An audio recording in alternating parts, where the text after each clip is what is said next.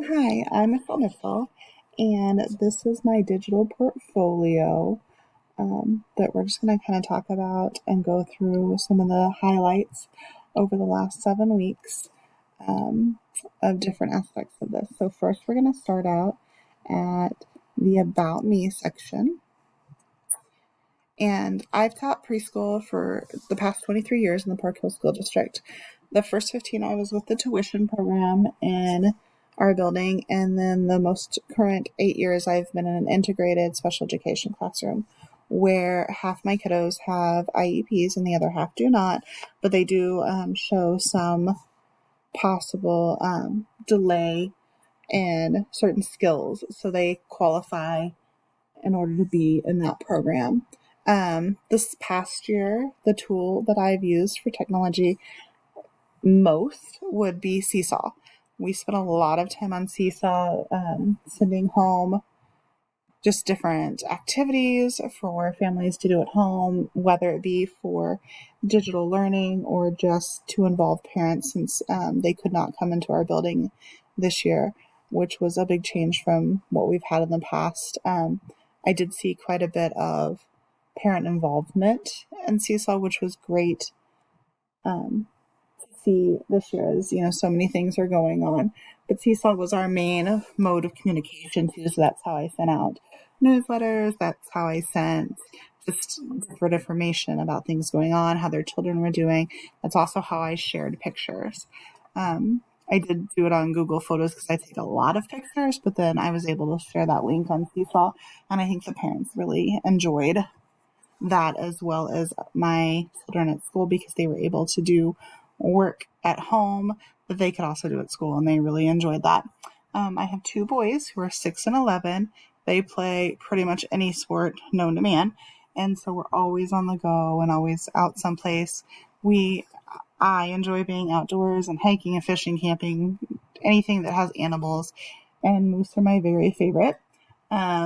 Reflecting on this class, my two main standards that I've improved in over this past 7 weeks would be for citizen, and then the 3B, establishing a learning culture that promotes curiosity and critical examination of online resources, and fostering digital literacy and media fluency.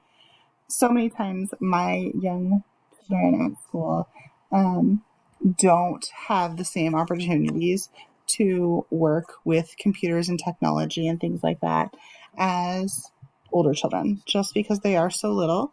And so it was kind of interesting to me and eye-opening to see all those basic skills that need to be taught now, especially with technology and being such a huge part of our daily lives at home and at school. My next one was very similar along those lines. It was the facilitator, and creating opportunities that challenge students to use a design process and critical thinking to be innovative and problem solvers. And so I thought those are the two ones that really kind of stuck out to me, of kind of aha of, even though my children are 3, 4, and 5-year-olds, that just teaching those basic skills to give them a foundation to be able to build on as they enter into kindergarten and then later into their elementary career. So some of the activities that we'll look at now were based on the lesson plans that we created for this class. So my first one was a mind map, and it was a concept mapping tool that the kiddos could work together to create. They could do offskirts and do sorting and matching. And so my class would do this more as a group activity, of having our main header and then breaking off into parts, and then having the children do either Google searches or even just pick out pictures from just the Google Drive that we've got them saved on, to make sure that they're safely being able to look at those things, and just becoming familiar with Google Drive itself, as so many of our schools are using the Google Classroom and things like that, just giving them the familiarity of that skill. And so I really liked this because it brought in the standards of being creative communicators, and that students create original works and responsible repurposing or remixing digital resources into new characters. So taking these things and putting them together. And the same with students communicating complex ideas clearly and effectively by creating and using various digital objects and visualization models and stimuli. So just being able to put their ideas into words and visual concepts to share with others. And I thought this would also be a great place to for my kids to be able to use the speech to text for those that have obviously difficulty reading and writing right now because they don't know how. That's something that we're learning at this age. So that would be a great tool to be able to use during this time if they just needed the basics to be able to learn that there's a tool that they can poke on and then they can speak what they're wanting to type. And then my next activity was for Story Jumper. Excuse me. And it was just to build a book. And so I really liked this concept of being able to, did this with a lesson to introduce 2D shapes and allowing students to use, we watched a video from YouTube and then using the camera and image sharing from what they took pictures of in the classroom or around the school building and then creating the shape book and working together. And that way the students could intuitive designers and generate ideas and theories through creative intervention of artifacts and solving authentic problems in their design process.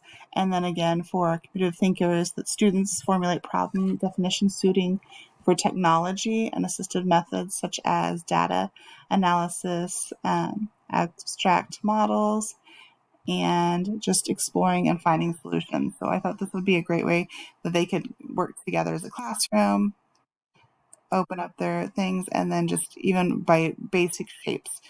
So I talked about in my lesson just having that basic shape and then them going around the classroom with either a digital camera or the iPad camera or tablet or whatever and taking pictures of things around the classroom and outside of our school building to be able to create our shape book as they work together. And then the next part of my portfolio was talking about assistive technology.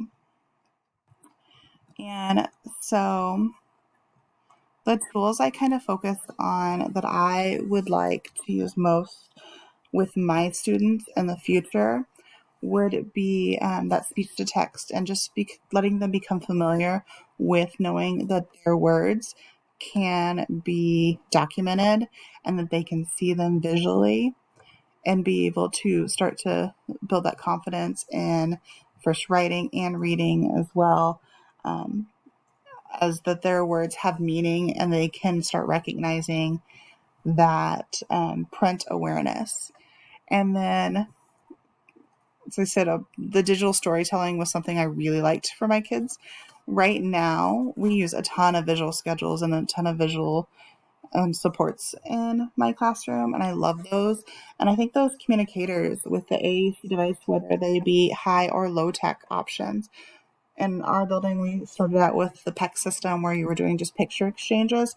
Again, those visual aspects of being able to have children recognize what they're wanting, what they're requesting, or what they need, and being able to get that point across to another person, whether it be because they're having difficulty forming those words or even just not having any speech at this time. The same with just those high-tech things of we've got touch chat in our building, which is also chat editor on the computer. And I love to be able to use those with all of my children, even those that do not have a designated device, because that allows for my kiddos that are just now starting to become more familiar with English as their second language, and they can hear it verbally from what they poke on the picture, and then they can have that as a model to be able to verbally say it themselves.